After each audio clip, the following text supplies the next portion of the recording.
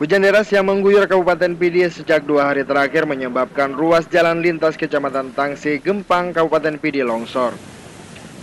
Selain itu, meluapnya Krung Meriam juga menyebabkan badan jalan amblas ke sungai. Akibatnya terjadi kemacetan panjang di wilayah itu.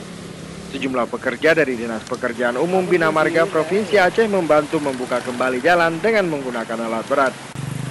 Warga yang melintas harus berhati-hati karena jalan darurat yang dilintasi warga sangat licin dan berbatasan langsung dengan sungai.